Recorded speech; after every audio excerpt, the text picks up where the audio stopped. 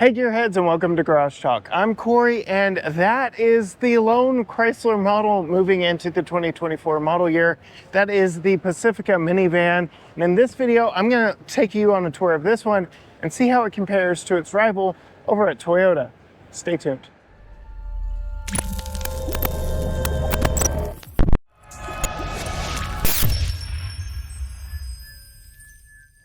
Hey gearheads, yes, I am at the 2023 Detroit North American International Auto Show, where Chrysler has brought their last remaining model moving forward. This is the Chrysler Pacifica. This is the plug-in hybrid version, the only plug-in hybrid on the market. Now, the Toyota Sienna has gone all hybrid for the current generation, but this is the only plug-in hybrid, allowing you up to, I believe it's just over 30 miles of range on all electric power, whereas that Toyota Sienna can really only do it at low speeds. How that is possible starts under the hood here with Chrysler's 3.6 liter Pentastar V6. So unlike the 4xe products from Jeep that use the 2.0 liter four-cylinder with an electric drive system, this uses that larger Pentastar V6. Coming around to the driver's side behind this E is where you actually find the plug. Now, you will know that we actually road tripped one of these from Texas to Chicago up Route 66, and we definitely saw the advantages and disadvantages of a plug-in hybrid in the current state of the electric infrastructure. We were able to charge it up in a few stops and add that over 30 miles of electric range. But when we did it, this still operated like a traditional hybrid. So the engine cut off when it wasn't needed. We used the electric power when we had it, and the motor recharged the battery. There was regenerative braking and the like there. Coming in to this one, you can see we are in the Sport or the S trim, so we get a lot of cool accents here in this one. This is not the Pinnacle trim that we took with us up to Chicago on Route 66, but I do want to show you the gauges in this. So we've got analog gauges on the side, your fuel tank, your electric range there. You can see right now we've got 24 miles of electric range as this one is currently charged. And then over here you can kind of monitor how that is working, whether you're replenishing it or using it up. You see here, typical Chrysler steering wheel with all your buttons and controls for your infotainment, for your adaptive cruise control. We do have a two-person memory here. Auto up-down windows on all four spots. Lots of storage here in the door. Lots of storage here in the center console. We don't have the full bridge console that we had in the Pinnacle, but you still have lots of different places to store things. Lots of Easter eggs too, including all the generations of Chrysler minivans. You know, Chrysler debuted or introduced the minivan segment back in 1984.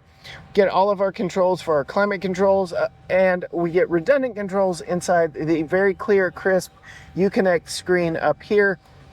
So you can dive through a bunch of different things from comfort. I really like how you can do panes and panels on this. It is really nice.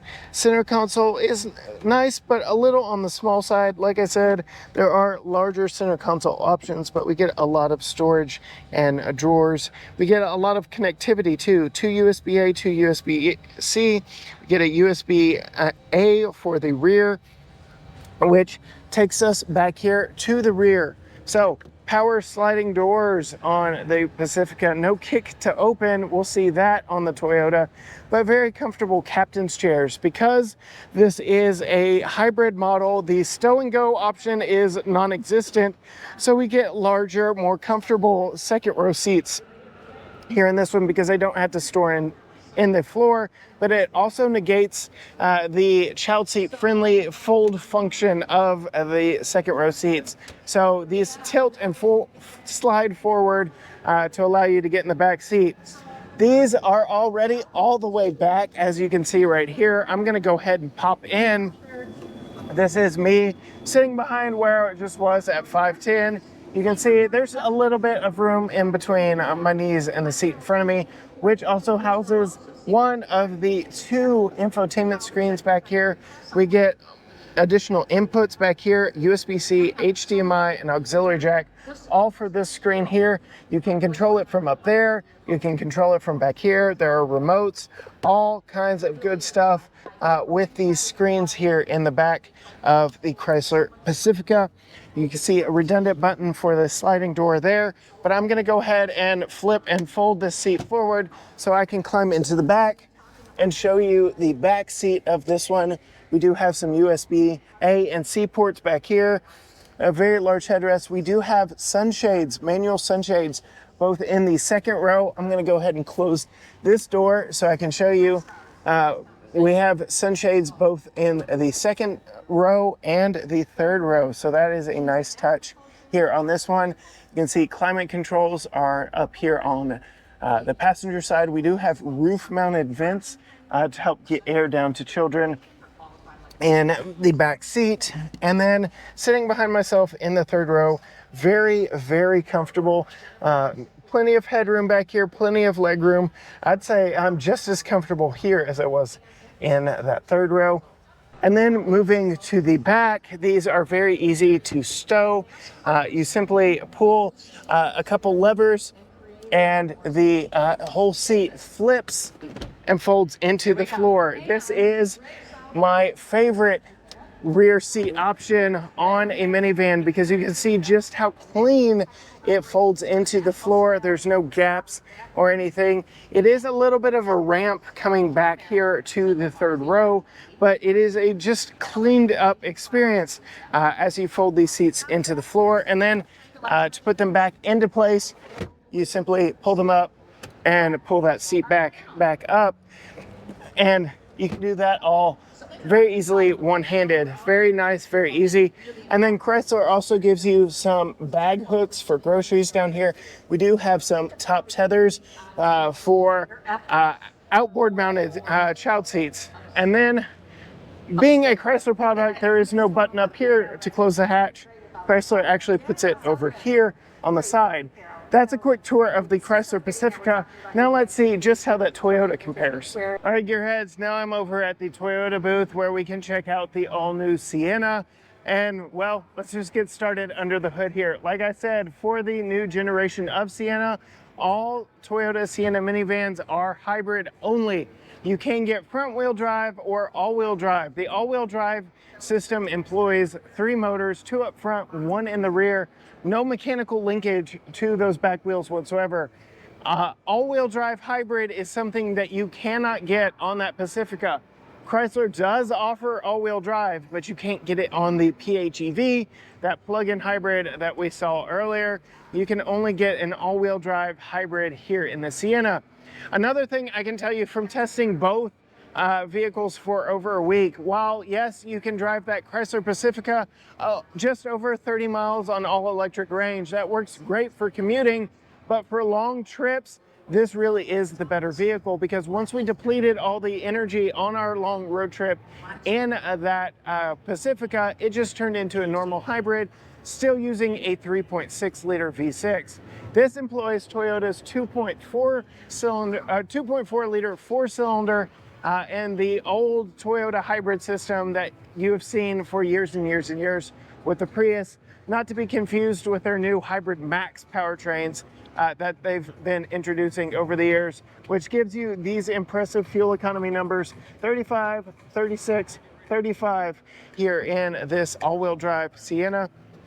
And then as we move to the inside here, we can see just how gorgeous the interior is on this model. So we've got dual tone Softex seats that just give you an interesting look. We do have contrasting stitching on this one. And then moving in, sitting behind behind the steering wheel, we get this perforated steering wheel, lots of controls, very similar to the Chrysler. Coming over to the windows, they don't mark it, but we do have express windows on this model as well. Get a lot of controls down here for your lights, a lot of blanks because this is not the top model. I will say that the infotainment system is a little bit lacking in this one. It is nowhere near as bright, clear, or crisp as the Uconnect system that we saw earlier in that Chrysler Pacifica. Unfortunately, they've got it turned off for show usage. This one also has a smaller infotainment or information screen here in between the analog gauges. So just a little bit less on the technology side, but I really appreciate this bridge. This is standard on all Sienna models. Where Chrysler gives you multiple different center console options, this is standard just like this. You get this nice kind of shelf up here with your Qi wireless charger. You do only have USB-A for interfacing with the Apple CarPlay and Android Auto in this one. And then your climate controls are kind of recessed under the screen over here. I really wish Toyota would invest a little and upgrade the infotainment in this to be their new in-house design screens and systems that we're seeing in many of their other products. I think this is one of the last products in the Toyota lineup to use the old infotainment system. We've got cup holders galore in this one. So 4 just here. We have a little opening here for your center console. We've got more storage in the doors. Storage on top of storage on top of storage. Bottles on top of bottles on top of bottles. But all around a very nice front seat in this one. Let's take a look at those back 2 rows now. Moving to the second row, one thing Toyota does really well, you can see here they've got it marked. I can't really show it because I don't have the key, but you do have a hands-free kick to open power sliding doors in this Sienna model, which works very well for our kiddo. Our 5-year-old is able to kick and open the doors when he can't pull these handles, although you can also push the button here. There are lots of ways to get into this vehicle, but one of the trick features of the Sienna are these super slide seats. You can see the tracks in the floor and just how far these go. Because they can travel so far, the seat belts are integrated into them. I'm gonna go ahead and pop in and show you just how far these super slide seats can go. So I can go all the way back to the back seat, or I can go all the way up to the back of the front seat.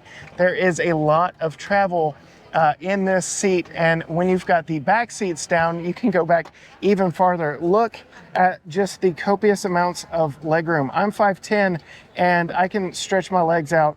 This is the ultimate road trip vehicle, and with that 35 mpg on the highway, or 36 on the highway, 35 combined, you can really go a long way in this vehicle. But I'm just impressed at how much room you can get for rear passengers in this one. Well, the Pacifica was more like this. This isn't bad, but when you've got a child seat in the side, when you've got a lot of luggage, just being able to slide back, stretch out, this is absolutely the vehicle I would want to take on a long road trip if I'm back in the back. Rear seat entertainment is by a single 1080p screen that drops out of the ceiling right here. You have to opt up for the digital rearview mirror to be able to see past this, so that is slightly unfortunate. But the rear air controls are actually mounted in the center, so no matter where rear seat passengers are sitting, they can still reach them, and you still get ceiling mounted vents. Coming out, I do want to show you just how easy it is to slide these seats. You just lift up on that lever right there. But if you need to get in the back, these seats kind of collapse upon themselves, so you can slide it forward even further to climb back in that third row. So now that we've got the back row clear, I'm going to go ahead and climb in back here. I will go ahead and call out, just because it's easier to show right now before I sit down. This is the strap that we'll be talking about here in just a moment. But sitting in the third row of seats, I am sitting very upright right now. So I will turn around and reach and get that strap, and then I can recline it way back to where my head would be touching the hatch almost back here. But very comfortable third row of seats that you can get to be just the right angle for you sitting back here in the back. Just keep in mind you might have some luggage stacked up back behind there. This is a 60-40 split bench rear seat as well. There are lower latch points back here in the third row, which make it really nice. We still get the ceiling mounted vents. We get an auxiliary a port for headphones with your own volume control. And in this model, we get no sunshades back here in the third row. So that is one thing the Chrysler had over top of this one. And back here on the passenger side, we get a USB-A, USB-C, couple cup holders over there, couple cup holders over there. But now I'm going to pop out and come around to the very back of this one to show you just what the Sienna brings to the table when it comes to rear storage. So much like the Pacifica, we still get some bag hooks back here. That's nice. We get top tethers all the way across, which the Chrysler didn't do. But when it comes to flipping and folding these seats down, I don't like them quite as much as I do on the Pacifica. And well, I'm just going to pull this handle here and show you exactly why. So whereas the Chrysler just kind of tilted back and folded into the floor, these move back and clamshell on themselves, and then you had to fold this little flap here, but there's just all this room for crumbs and junk to get stuck underneath and in between, and this doesn't give you the flattest, cleanest load floor if you're putting stuff in the back of the Sienna. I do really like just how much those seats move, but this rear seat situation, I wish the rear seats folded like the Chrysler did, because another downside is those seats do come even further back with the third row stored. And if you have them too far back, it's very difficult to get the seat to latch back into place when you put it up. They're very simple to put back into place. They're very light and spring-loaded, but just not my favorite mechanism. You can see it's a little bit overly complicated down here with all your mechanical linkages to allow those seats to fold down. Just kind of cuts into cargo space. Not my overall favorite all the way around. And while we're back here, I'll go ahead and show you. We do have some power back here, a ceiling mounted center seat belt. But there you have it. A quick tour through both the Chrysler Pacifica hybrid and this Toyota Sienna hybrid. There is a lot to like about these people movers. I really think the minivan is the road trip vehicle of choice, and I think Toyota does too. You can see they've got this roof carrier on this particular model just for even more storage, not like you need it because there's so much room inside. There's just a whole lot to like about a minivan if you're needing to go far with a lot of people, with a lot of stuff. If you want to see our full reviews of both the Sienna and the Pacifica, go check out our channel. You can find us on all social media platforms: Facebook, Instagram, Twitter, TikTok, YouTube. Everything is at GT Garage Talk, or you can go to gtgaragetalk.com. Hit that subscribe button, ring the bell so you'll be notified whenever a new video drops from us, like these comparisons here between these two really good road trip options from Chrysler and Toyota. But as for me, from the 2023 North American International Auto Show in Detroit, till next time, bye.